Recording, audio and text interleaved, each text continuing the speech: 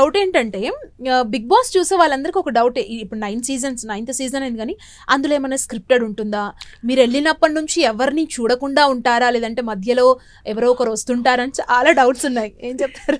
అస్సలు madam 200% script అయితే కాదు మేడం ఇది. ఓకే, ఫస్ట్ నిజంగా చెప్పాలంటే నేను బిగ్ బాస్ వెళ్ళకముందు స్క్రిప్ట్ అని అనుకున్నాను మేడం. నిజంగా నేను అనుకున్నాను మేడం, స్క్రిప్ట్ అడిగాను కూడా, ఏం స్క్రిప్ట్ ఏం కాదు, 22 మంది మొత్తం ఒక హౌస్లో లాక్ చేస్తే ఏంటి, that the Bigg Boss reality show madam.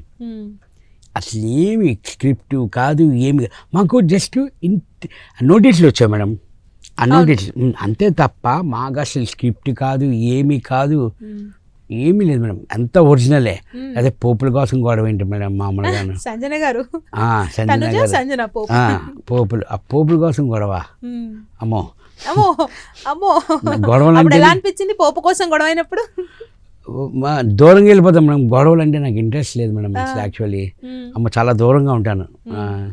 నాకు గొడవ అంటే గుర్తొచ్చింది, 5 Storms లో మనకి దివ్యల మాధురి గారు వచ్చారు కదా. అవును మేడం. సో 5 Storms వచ్చాక మీకు భయం వేసిందా? ఒకటేసారి టకటక 5 మెంబర్స్ వచ్చినట్టున్నారు. 6 మెంబర్స్ వాళ్ళు వచ్చిన తర్వాత బయట ఎలా ఉంది సిచ్యువేషన్ ఏంటి?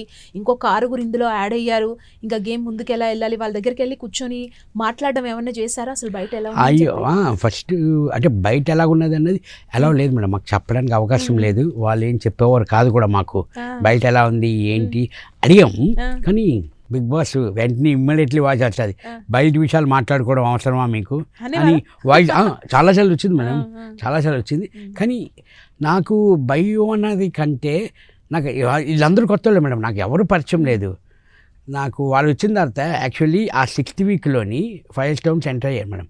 ఆ టైంలోనే నాకు బాగా కలిసి వచ్చింది కూడా, నేను సేవ్ అయ్యాను, క్యాప్టెన్ అయ్యాను, నా ఫుడ్ దేవత నాకు వచ్చింది రమ్య, మన లగ్జరీ ఫుడ్ టాస్క్ నాకే వచ్చింది. తను ఇంతమందిలో 22 మందిలోని నన్నే చూస్ చేసుకోవడం తను, అది నిజంగా లక్కీ కదా మేడం. ఆ వీక్ నాకు మాత్రం బాగా లక్.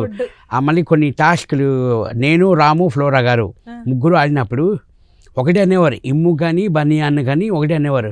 ఆ టాస్క్లు మేము గెలిచాం మేడం, 2 టాస్క్లు మేము గెలిచాం, మేము ముగ్గురు ఆడిన గేమ్. ఆ రోప్ పట్టుకొని అది గెలిచాం మేము.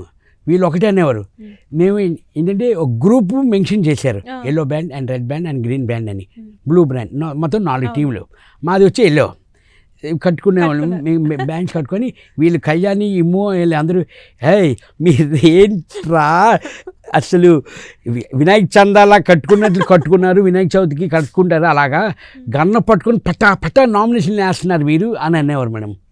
అంటే మా ఎఫర్ట్ వరకు మేము పెట్టాము, సక్సెస్ ఫెయిల్ అన్నది పక్కన పెట్టాను మేడం. అలాగా ఎంతవరకు మేము మా ఎనర్జీ వరకు పూర్తిగా ఎనర్జీ పెట్టాము మేడం మేము.